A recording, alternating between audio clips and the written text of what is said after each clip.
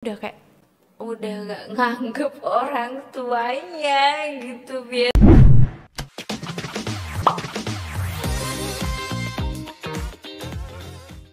Halo semuanya, selamat datang di podcast Ngobrol Gayeng PMI Jateng. Di sini saya Safa dan hari ini kita akan membahas topik yang sangat relevan, yaitu menjadi remaja sebelum waktunya. Di era digital ini banyak anak-anak yang tampak dewasa sebelum waktunya. Apa penyebabnya, bagaimana dampaknya, dan hal-hal yang tidak diinginkan lainnya. Kita akan membahas semuanya dalam episode ini. Sebelum itu, kita punya narasumber yang istimewa nih hari ini. Ada Budian dari PPG PPL Ugris. Halo Safa. Bagaimana kabarnya Budian hari ini? Alhamdulillah sekarang baik. Seperti Alhamdulillah. kabarnya. Mau nanya nih, kegiatan akhir-akhir ini itu apa sih? Kalau kegiatan Budian akhir-akhir ini ya itu pasti ya setiap Senin sama Kamis Jumat ya di sekolahan seperti itu. Ngapain Bu di sekolah? Di sekolah Budian mengajar. Jadi kan Budian kan jurusannya kan bimbingan konseling. Jadi kalau bimbingan konseling ya itu nanti bakal jadi guru seperti itu. Nah makanya sekarang Budian lagi magang nih di SMK gitu. Di SMK mana kalau boleh tahu? Ya di SMKN 2 Semarang di situ. Oh, SMK 2 Semarang. Iya. Ya udah, kita masuk ke pertanyaannya aja ya Bu. Oke. Yang pertama, menurut Budian, apa sih penyebab anak-anak sekarang lebih terlihat dewasa sebelum waktunya? Penyebab anak-anak sekarang lebih dewasa ya dari waktunya. Ya kita juga melihat secara langsung ya Safa ya kayak mungkin adik kelas kamu ataupun anak-anak yang mungkin masih SD atau SMP gitu tuh memang sekarang tuh kelihatannya kayak lebih dewasa gitu. Padahal umurnya kayak masih 10 tahun, masih 12 tahun, tapi kayak sudah berani pacaran, sudah berani menuju ke hal-hal yang sebetulnya itu bukan dunianya gitu loh. Dia belum masuk ke situ. Tapi kalau menurut Budian penyebabnya ya salah satunya itu karena adanya digitalisasi ini. Yang ini kan teknologi tuh kan sangat cepat ya. Perkembangannya tuh kan sangat cepat. Kita juga harus bisa menyesuaikan kan dengan perkembangan ini. Nah, kadang kan anak-anak tuh juga suka bebas gitu mau ngakses apapun tuh bisa. Jadi ya menurut Budian salah satunya itu karena ada pengaruh digitalisasi, sosmed. Mereka sudah bisa pegang sosmed sebebas-bebasnya, mau ngakses apapun terus ya mereka bebas seperti itu. Terus pergaulan juga ya. Jadinya kan pergaulan globalisasi ini juga nggak bisa apa kita elak juga ya. Pengaruh dari barat seperti itu kan mereka kayak nggak bisa mencegah. Ya namanya mereka kan umurnya masih remaja seperti itu, masih anak-anak, belum bisa berpikir secara rasional, makanya mudah terpengaruh dengan hal kayak gitu. Apalagi dikasih HP ya sekarang sama orang tuanya, Iya masih kecil juga. betul, Salva juga sering pastikan melihat kalau anak-anak kecil sudah pinter main HP, sudah bisa ngakses kemana-mana seperti itu. Kalau itu luput dari pengawasan orang dewasa, dari orang tua, ya pasti khawatirnya nanti akan jadi dampak yang buruk untuk anak itu. Makanya itu tadi semua informasi yang dia akses tuh masuk semua tanpa dia filter kayak gitu kan. Karena umurnya saja masih segitu gitu loh. Dia rasionalnya tuh belum seperti kalau udah dewasa kayak gitu. Apalagi kadang kalau HP-nya diambil tantrum gitu ya Bu. Banyak kan juga kayak gitu. Gak cuma anak-anak sih kayaknya, yang remaja-remaja juga gitu deh. Kayak langsung ini gak sih, apa misal disita sama orang tuanya itu udah gak nganggep orang tuanya gitu biasanya kan. Kebanyakan. Sudah menaruh kebencian kayak gitu. Iya itu salah satu faktornya juga kenapa anak-anak malah harusnya dia bisa menikmati masa kanak-kanaknya di masanya yang remaja gitu kan, tapi dia malah sudah kebablasan seperti itu. Banyak sih sekarang kayak gitu ya. Iya sih. Ya udah, lanjut ke pertanyaan selanjutnya ya Bu. Bagaimana media sosial mempengaruhi perkembangan anak-anak? Media sosial mempengaruhi perkembangan anak-anak ya, salah satu itu bisa menjadi faktor ya. Sekarang kita sudah harus diminta untuk melek teknologi. ya kan? Siapa sih sekarang yang nggak bisa apa namanya teknologi gitu kan? Anak kecil umur 2 tahun, 3 tahun Anda sudah pinter gitu kan apa mengaplikasikan HP-nya udah bisa kayak gitu. Dan sosmed ini menurut Budian juga kita nggak bisa apa ya melarang orang-orang untuk ya udah sih ngeposting tuh yang baik-baik aja karena ini kan takutnya nanti dilihat anak-anak yang di bawah umur atau anak-anak remaja-remaja itu yang belum dewasa, takutnya kan nanti malah ikut-ikut seperti ditiru. itu karena rasional mereka itu belum ya belum matang seperti itu. Nah, dengan adanya sosial media itu sebetulnya tergantung sih dari diri kita ya. Kalau kayak Budian kan maksudnya sudah bisa memilih mana yang baik diikuti, mana yang nggak baik. Nah, anak-anak itu harus tetap dalam pantauan orang dewasa. Walaupun dia sudah dikasih gadget, dia sudah punya sosmed sendiri, tapi kadang ini kan pasti nih, misal nih ada anak yang misal anak SD bikin story WA atau story IG pasti dari ibunya atau dari orang tuanya atau dari keluarganya tuh kayak di hidden gitu kan, di hide gitu, disembunyikan biar gak melihat aktivitas yang dia lakukan gitu kan. Nah itu salah satu juga faktor jadi pengawasan jadi kurang, ya kan. Jadi orang tua tuh jadi nggak tahu nih anak tuh main HP tuh nyari apa sih kayak gitu kan, yang dia lihat tuh apa. Kadang kan orang tua kan luput juga dari hal itu. Jadi kalau untuk baiknya juga ada. Kalau baiknya ya anak-anak sekarang tuh nggak susah nyari temen, ya kan, mau komunikasi dengan siapapun bisa, ya kan. Siapa kan sekarang nggak harus temenan yang teman sekampung, ya kan, pasti bisa. Ada nggak teman yang di luar kota atau apa gitu? Daerah Sumatera punya satu. Oh iya, ada kan, loh malahan kan, padahal Sumatera kan jauh ya dari Jawa, tapi dengan adanya sosmed itu bisa memanfaatkan untuk kita bisa bersosialisasi juga seperti itu. Tapi Safa ikut-ikut ke sana nggak? Ke ya udah ngakses yang bebas seperti itu? Enggak sih. Alhamdulillah enggak ya. Alhamdulillah. Bagusnya sih itu kalau bisa memfilter diri sendiri ya pasti dampaknya bisa baik. Tapi kalau yang dia nggak ngerti kalau yang sebetulnya dia lakukan itu tuh salah, nah itu yang bahaya gitu. Jadi dua mata pisau sih sebenarnya sosmed itu. Ya, pas nih siapa pertanyaan selanjutnya. Apa dampak positif dan negatif dari menjadi remaja sebelum waktunya? Dampak positif, oke. Ini dampak positifnya dulu aja ya. Dampak positifnya anak itu nanti ya walaupun kadang remaja kan pasti juga punya masalah sendiri dan mungkin malah ya nggak sedikit kan permasalahan yang dia alami. Jika anak dia punya permasalahan seperti itu, akan tetapi dia masih bisa mencari solusinya, masih bisa mengatasi, itu akan menjadi karakter yang bagus untuk dirinya sendiri. Jadi dia punya resiliensi itu ketahanan untuk dirinya sendiri, biar dia tuh kalau ada masalah, oke, aku bisa kok nyelesain ini gitu. Kalau misalnya aku nggak bisa, ya udah aku minta bantuan ke orang lain untuk yang penting permasalahanku ini bisa selesai. Nah itu bagusnya. Kan contohnya kayak gini nih. Mohon maaf ya ini ya, anak-anak sekarang kan juga banyak yang mengalami broken home seperti itu kan, harus terpisah dengan orang tuanya kayak gitu. Nah sedangkan anak-anak itu kan belum bisa berpikir, ya kan, belum bisa berpikir kok kayaknya kan ini kan orang tua aku semua, masa aku harus milih gitu kan, mau milih antara ibu atau ayah kayak gitu. Pasti kan anak kan ada pikiran ke situ, cuman kan dia nggak nyampe maksud dari itu tuh apa. Lah itulah yang dimaksud Safa juga tadi, anaknya masih kecil tapi harus dipaksa untuk bersikap dewasa seperti itu. Jadi dia harus menyelesaikan masalahnya sendiri, walaupun sebenarnya yang bikin masalah bukan dia, tapi dari orang tuanya, pasti kan terpengaruh. Iya, apalagi kalau nggak punya saudara ya, Bu. Nah, apalagi yang nggak punya saudara, terus dia mau berkeluh kesah sama siapa, kayak gitu kan.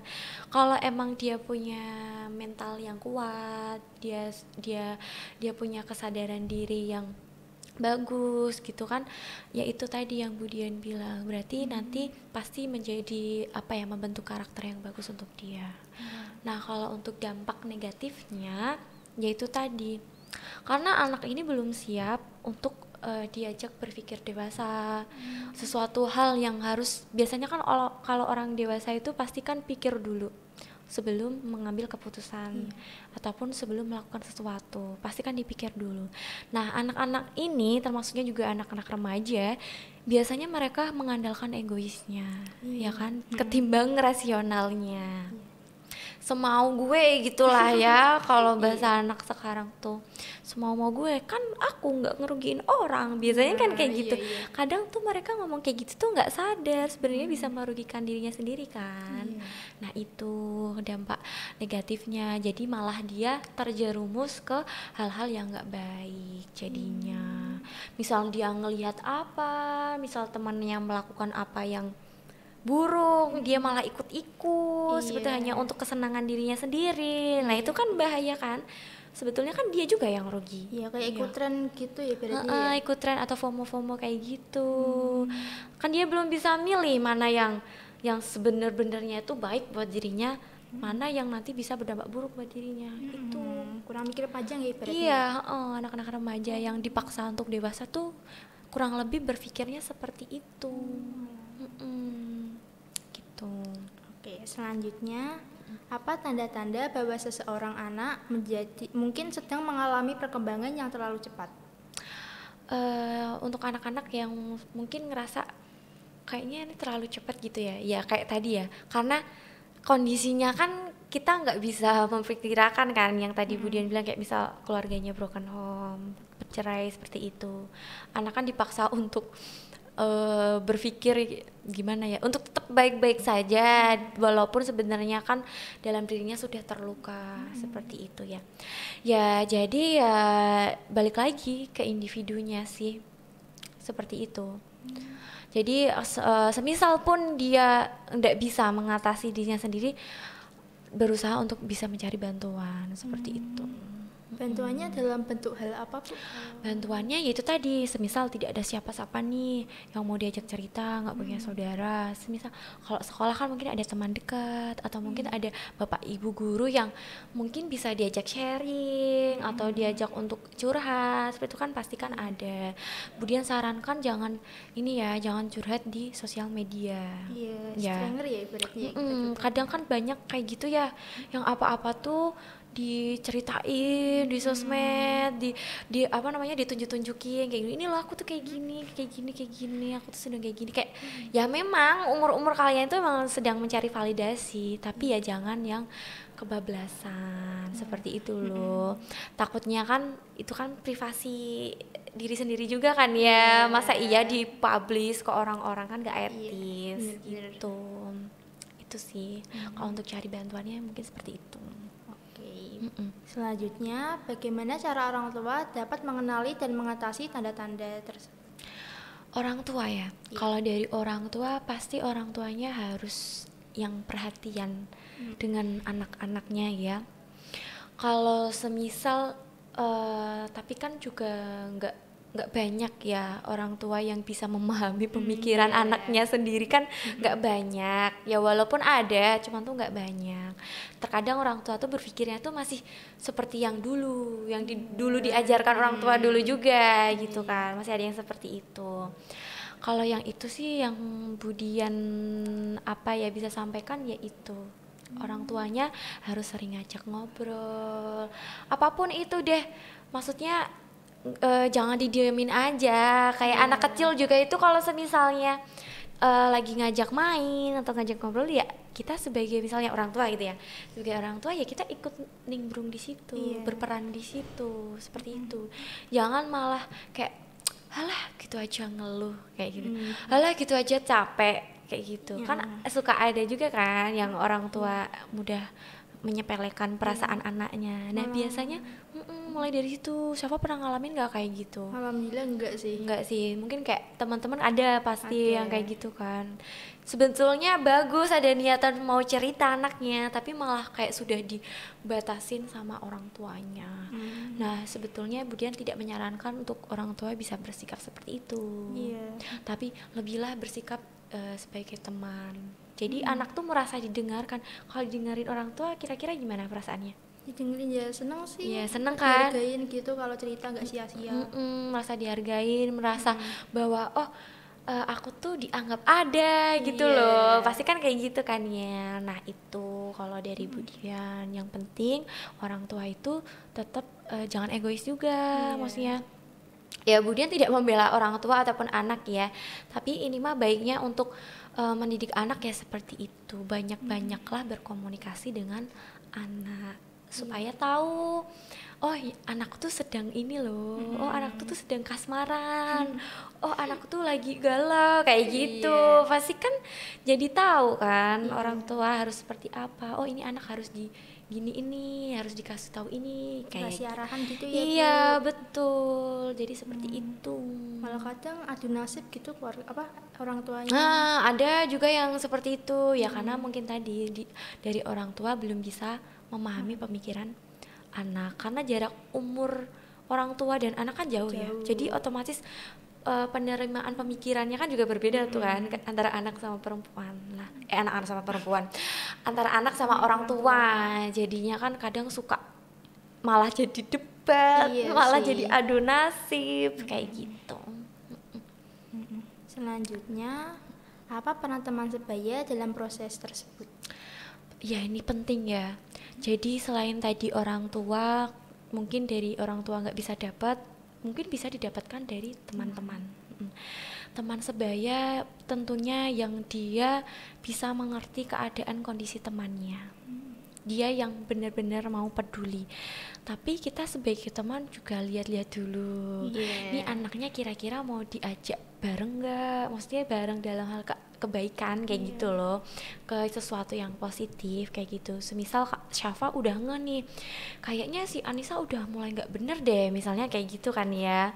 Terus tapi Syafa juga lihat dulu, Anissa ini bener-bener butuh bantuan dari Syafa atau enggak gitu loh. Tapi jangan kayak langsung main gini aja, Anissa kok kamu gini sih, padahal itu kan nggak baik, gitu.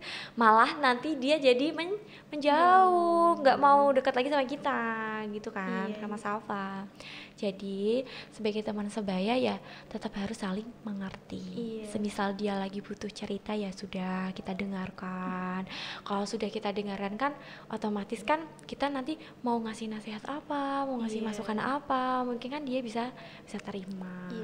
Kadang kalau cerita malah teman bocorin gitu ya Bu. Nah kalau yang bocorin kayak gitu berarti harus lebih hati-hati dalam memilih teman ya. Seperti itu. Jadi ceritalah dengan teman yang benar-benar bisa kamu percaya, yang benar-benar dia itu bisa menjaga amanah seperti itu. Emang sulit ya cari teman yang kayak gitu ya. Iya, nggak bisa dilihat kan? fisik kok. nggak bisa secara fisik, tapi kan nanti seiring waktu kan juga pasti tahu akan seperti apa. Kalau memang sudah sekalinya dia nggak amanah ya sudah, nggak usah dilanjut lagi gitu. Nggak usah dilanjut temenan apa? Maksudnya kalau temenan ya tetap kita menjaga silaturahmi ya, tetap kita kan maksudnya berteman baik. Tapi kalau untuk mungkin memang itu ranah pribadi kamu, terus kamu mau cerita, terus dia sempat kamu kehilangan kepercayaan sama temanmu itu, ya sudah nggak usah cerita lagi ke dia kayak gitu. Mungkin ada lagi teman yang lebih amanah atau ke siapa seperti itu gitu. Benar sih. Oke, selanjutnya bagaimana sekolah dan lingkungan sekitar dapat membantu anak-anak yang tumbuh terlalu cepat? Oke, untuk peran sekolah ya pasti tentunya dengan terus menggaungkan untuk menekankan itu sih aturan norma-norma sosial seperti itu. Karena dengan aturan norma sosial seperti itu kan nanti kan dari sekolah akan selalu mengingatkan, selalu memberi pengarahan bahwa ya kayak Budian gitulah, misalnya kok kamu terlalu bebas dalam bersosial media mungkin, ataupun pergaulanmu terlalu bebas, nanti kamu bakal seperti ini. Jadi bakal diingatkan terus sih kalau dari pihak sekolah seperti itu. Dan juga kalau bisa ya dari pihak sekolah itu bisa misalnya anak sudah bermasalah,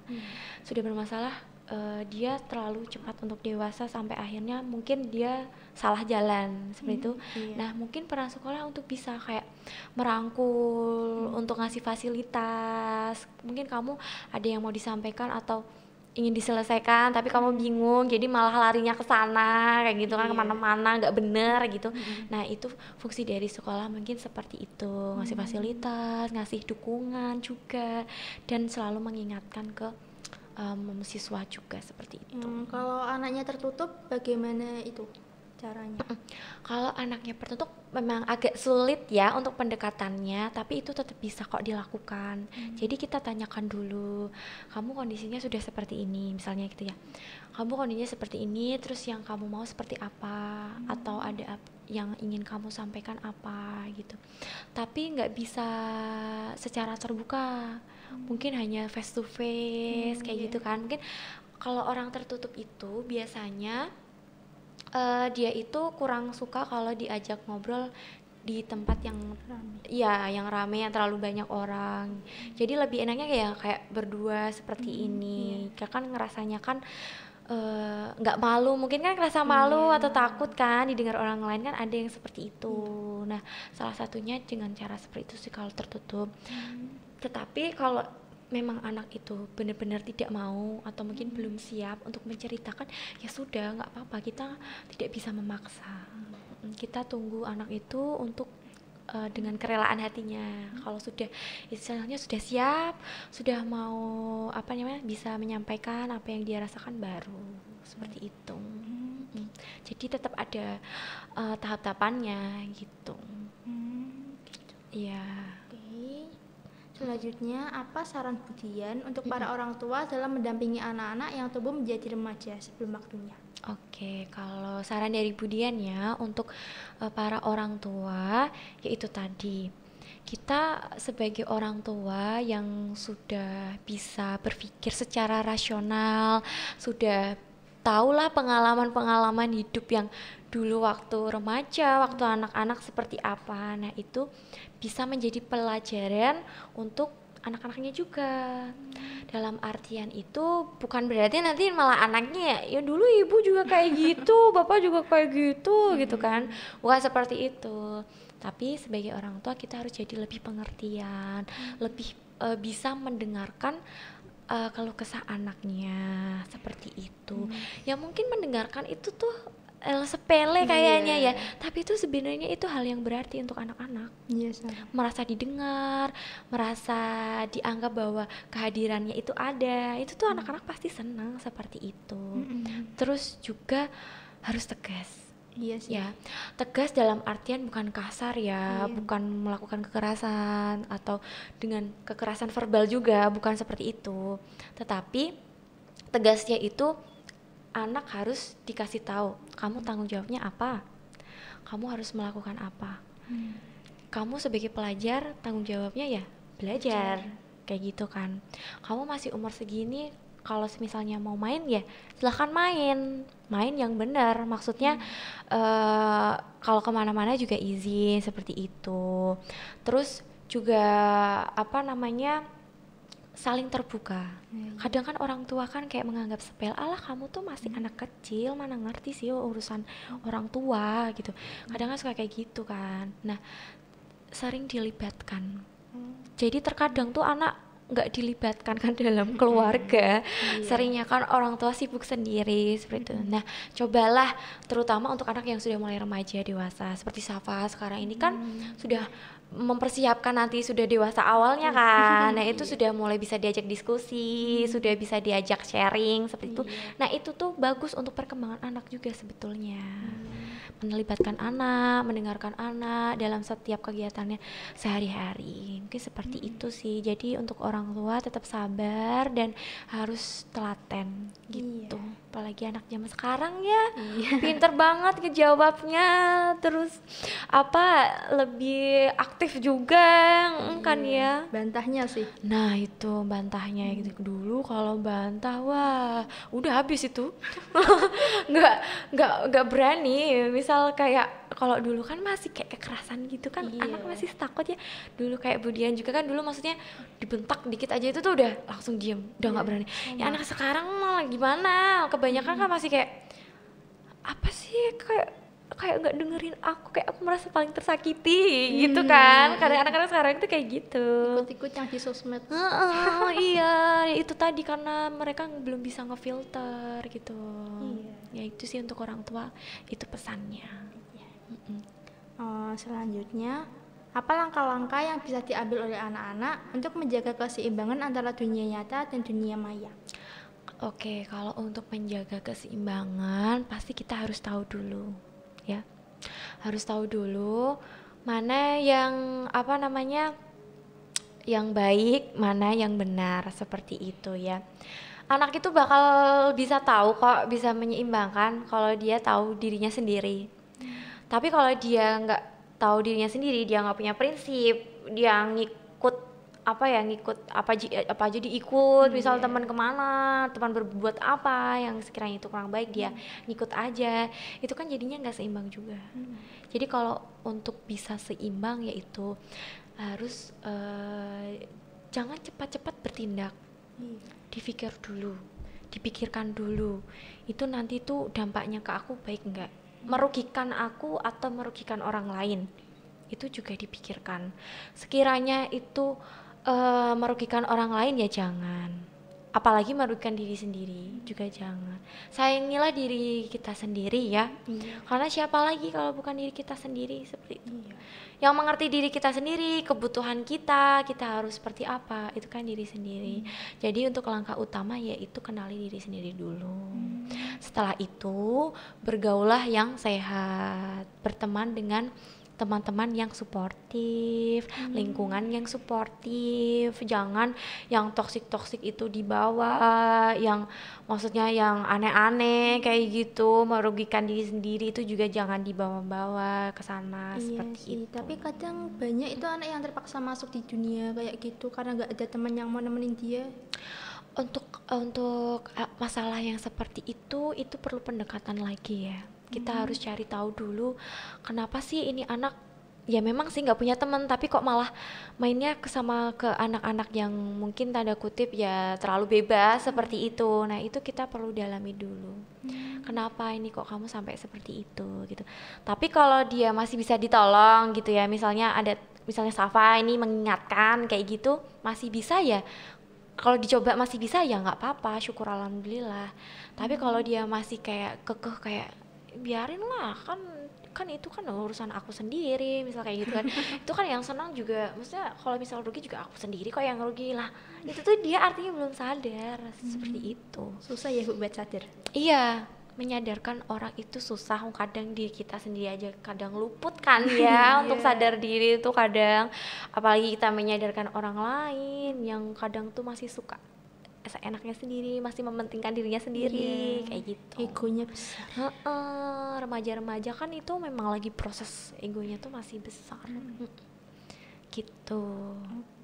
Pertanyaan terakhir, bagaimana kita dapat mendorong anak-anak untuk menikmati masa kanak-kanak mereka tanpa terburu-buru menjadi dewasa? Ya, yang pertama kita harus selalu mengingatkan, selalu memberi contohnya itu yang nyata gitu loh. Misalnya ada role model yang memang bisa dijadikan untuk contoh yang baik. Kayak influencer sekarang kan ya memang sih ada yang baik, ada yang nggak baik juga. Tapi kan kita berusaha untuk mengarahkan yang baik, influencer yang mau ngasih edukasi, yang mau memberi contoh. Karena kan kalau influencer itu kan ditonton banyak orang, kadang juga lebih mudah ditiru ya kan, apa tindakannya, apa omongannya, perkataannya, sikapnya itu kan kadang lebih mudah ditiru sama anak-anak, sama anak remaja, malah lebih percaya influencernya daripada orang tuanya ya kan, kadang seperti itu juga. Nah, seperti itu. Masih Jadi gampang niru ya, Bu? jadi anak itu kan pasti belajar dari apa yang dia lihat, Iya. apa yang dia dengar, seperti itu. Makanya kalau itu tadi rawan sekali kalau anak sering melihat yang belum sesuai umurnya seperti itu. Makanya jadinya seperti itu. Dia akan jadi lebih dewasa. Terus itu juga mempengaruhi secara fisik seperti itu. Anak-anak ya ini yang Bu Dian lihat ya, yang selama ini Bu Dian lihat anak-anak remaja yang mereka itu hidupnya harus dipaksa untuk dewasa. Secara fisik memang dia kelihatannya dewasa, nggak kayak anak-anak kayak seumuran mungkin masih imut-imut, masih Iya. lucu-lucu gitu kan ya. Nah, untuk bisa menikmati di masa yang sesuai umurnya, itu tadi harus banyak berpikir dulu. Misal, usia Safa sekarang berapa? 17. Misal, berarti kan ini udah mau 18 ya. Misal yang umur 15-16 lah.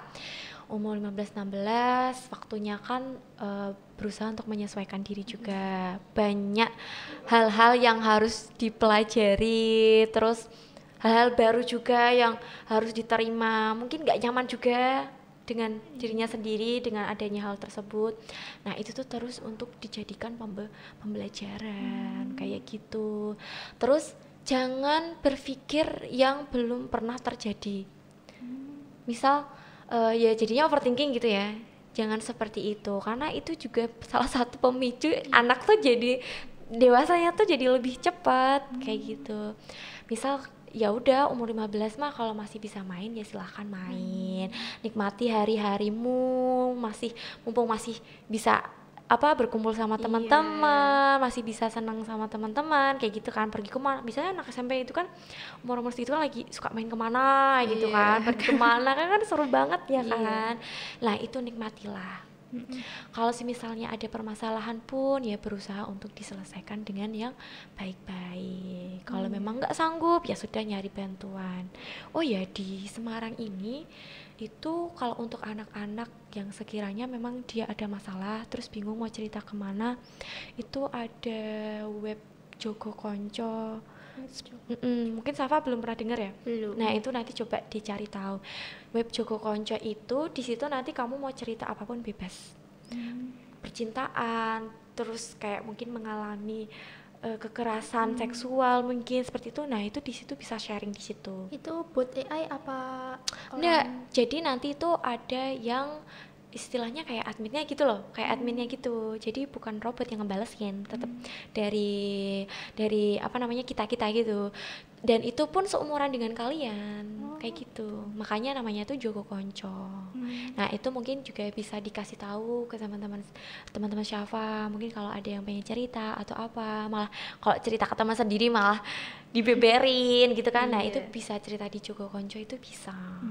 Itu kayak sosmed tapi dia ada, maksudnya privasinya ada kayak gitu, jadi aman Jadi gitu. nggak ketahuan nggak kelihatan maksudnya identitasmu tuh siapa kayak gitu tuh enggak, jadi aman di sana gitu. Mungkin bisa dicoba ya. Ya nanti kalau ada masalah. Iya kalau ada masalah atau mungkin temannya Salva kan mungkin ada masalah, bisa disarankan coba dilihat dulu deh di sana gitu. Itu aja.